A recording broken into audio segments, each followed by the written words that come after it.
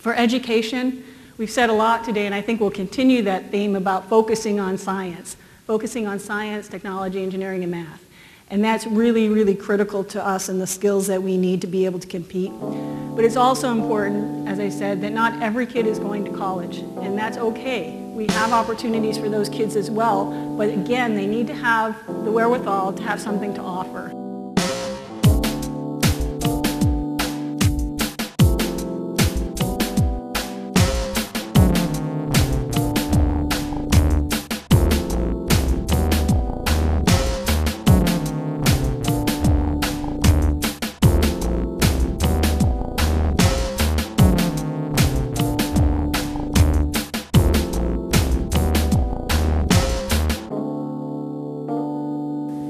There's a shortage of technical talent in our field. There's a shortage of talent with the required leadership skills crucial to the health and growth of an organization. And people are reluctant right now to make changes during these uncertain times. Their presentation certainly validated the employment trends we're seeing here at Farnsworth firsthand. While our goal is to develop and provide opportunities for existing employees to go within Farnsworth Group, we also sometimes find the need to recruit experienced talent from outside the area. We've recruited employees from cities throughout the nation to join Farnsworth Group here in Central Illinois in the last few years, and we found that relocating to Peoria in recent years is a positive proposition. The positive development that has occurred in recent years is reaping us all benefits. Recruits seem to appreciate our community, the lifestyle, the people, and the opportunities for raising their families here in Central Illinois. Finally, I would like to encourage students to enter engineering programs. There's a lot of variety of different engineering disciplines from which to choose, and it's a field where you can make a real difference through healthcare, schools, library, museums, roadways, bridges, renewable energy, just to name a few.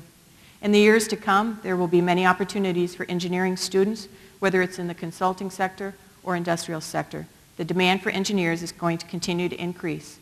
Also, engineering provides a wonderful fundamental background for business pursuits, and it's a good baseline degree for moving ahead in this century in a technology-based world.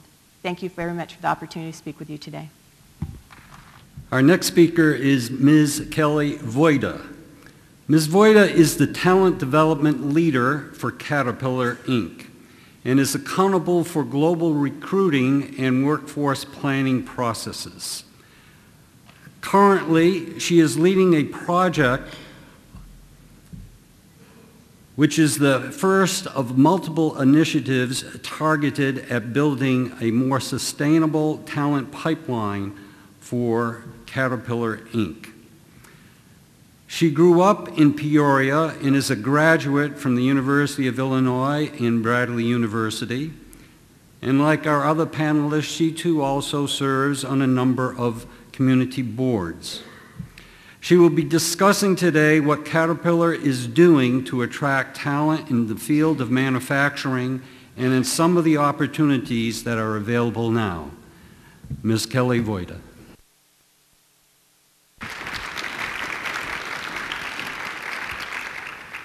Thank you for that. Appreciate that introduction. Being that I'm amongst neighbors and friends here, I probably don't have to introduce my organization, but just for those of you who don't know Caterpillar, and I think we have a couple slides here, is that we are the world's largest maker of construction and mining equipment. And what that means to our community is pretty large. And this morning when I introduced myself to the mayor, he was saying yesterday was a really big day for the community, a big day for Caterpillar. And in case you didn't hear the news, we had one of our best quarters ever. And to relate it to what we're talking about today, I just want to bring up the point, reiterate a point that Dr. Judy made, is that we are now in a single market globally. And when a company like Caterpillar is competing around the globe, it means a lot of opportunity for us back here at home. And so in case you didn't see the headline, in the third quarter of 2011, Caterpillar made $15.7 billion in sales and revenue. And we took to the bottom line over $1 billion just this quarter, $1.4 billion. And to put that challenge into perspective of what the team here and around the globe was able to do, that's a 44% increase in what it was just a year ago. And for those of you who remember this time in 2008 through 2009, and the difficult times we were all going through, Caterpillar in particular, that's quite an achievement. And for what we're talking about today, it really puts into perspective many of the themes that we've been talking about. Because when we talk about profit, we're not talking about profit just for profit's sake. We're talking about profit that can be reinvested in the places where we live and work. And just to that point, in the U.S. alone, since 2009, in those difficult times, we were able to open or expand 13 facilities right here in the United States. We spent over $1.5 billion on capital expansions, again here in the United States. Some of you might have heard the announcement made here just across the river in East Peoria that one of our group presidents, Sue Levnick, announced that $200 million is going to be invested right in our facility in East Peoria, one of our oldest facilities right here in the community. And as a third-generation Caterpillar person from the area, that's a pretty strong commitment to this area. But we talked about the global community too, and I'm going to touch on this a bit, that we exported from the United States $13 billion in 2010, and that trend is continuing through 2011. And that really is significant for what that global community means to the jobs right here in Central Illinois. It's a really direct tie, and I'm going to talk about that in particular. And when you look at what it means for jobs, we've had significant growth in the jobs since that recession period as we've come out of it. In fact, when you look at our workforce globally and combine both our full-time additions and our flexible workforce, we've added 26,000 jobs around the globe. And that, of course, you know, you may have read about our large acquisitions, $1 billion acquisitions. So that added a big part of that chunk, about 11,000 of those jobs.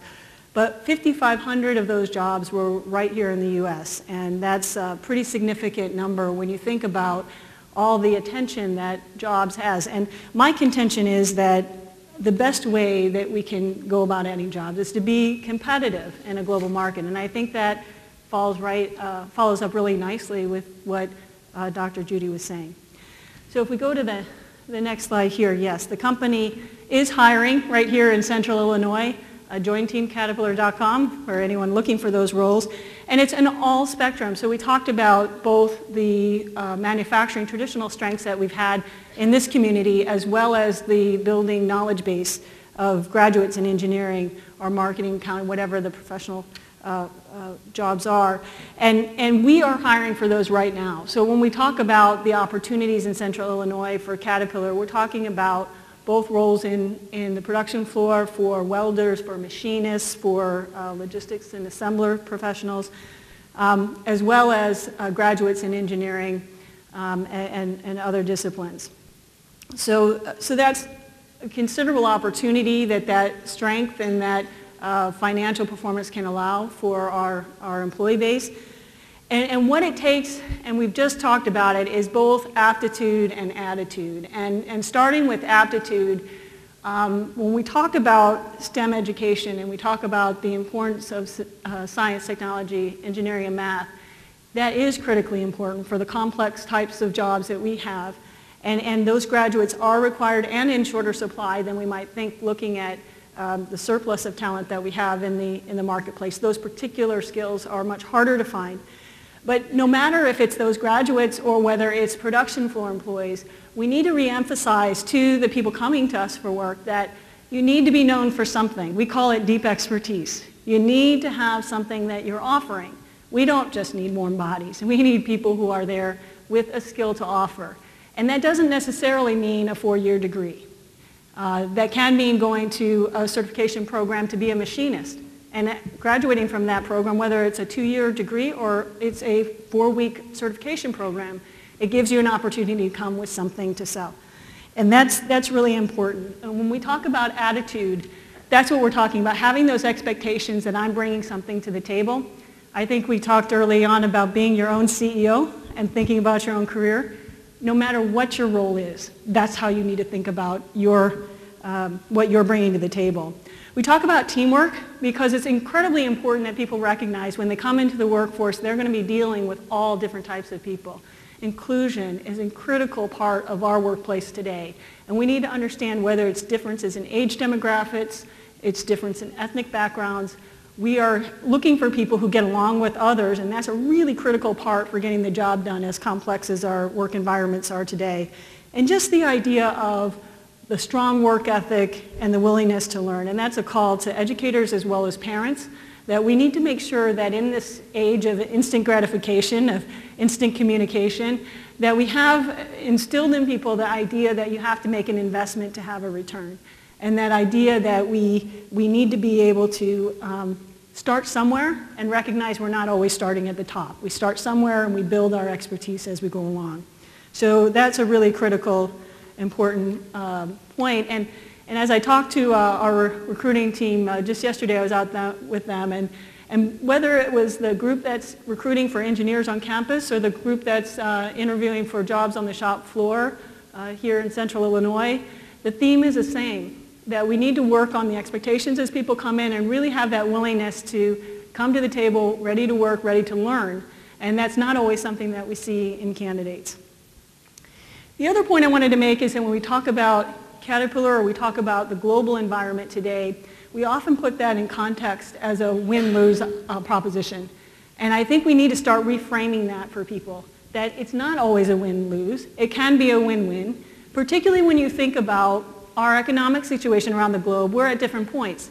So you think about the slowness of the economy coming out in the United States. By having the opportunity to export, we were able to create jobs. So 68% of our sales last year, 2010, were due to exports outside the United States. Now, what does that mean to us in Central Illinois? That means that 8 of the 10 tractors that are built in East Peoria were going to somewhere else in the world.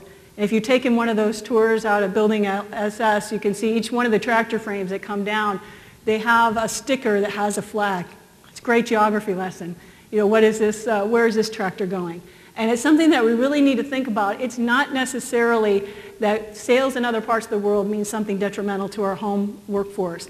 It means that there are opportunities for that workforce as well. 9 in 10 machines in Decatur, for example, are exported. So it all works together, and I think that idea of thinking about our place in the world as opportunity and not a threat is a really important thing for us to get across. So what does that mean for us and what we can do? I think if we go to the next slide, it means that we are participating in that global economy. And we talk about the importance of having an even playing field. And just last week, our CEO was meeting with President Obama on the signing of free trade bills for Panama, Colombia, and Korea. And that kind of opportunity to have a level playing field means an awful lot to us in our competitiveness. So for example, a machine that comes out of Central Illinois to Colombia, one of those little flags that's going down the line, that shipment of that machine starts out with a duty of $300,000 if it was going to Colombia before that agreement. So that means those Chinese competitors or Korean competitors or others that we're competing with, Japanese competitors, are starting out with a competitive position against us. Whereas with that agreement in place, we can have a much better playing field and make that Central Illinois-built machine much more competitive. So that's something to keep in mind. Also the idea of infrastructure, and I know that's something we talk about a lot because we think about all the people who go to work. You know, I have parents that live up on Sheridan and Northmore and all the construction going on, and we think about infrastructure as that kind of work effort, but we don't necessarily think about it in the bigger picture of having not only those building bridges, building roads, but also the idea that there's someone building machines that build those roads, there's people designing those machines, and it's not just the actual people being put to work on those, it's also our capability and our opportunity. So when we talk about those exports, for example, think about a Caterpillar tractor. It's a big machine. It needs a highway to be going to a port, and it needs a port that is ready to ship that product out.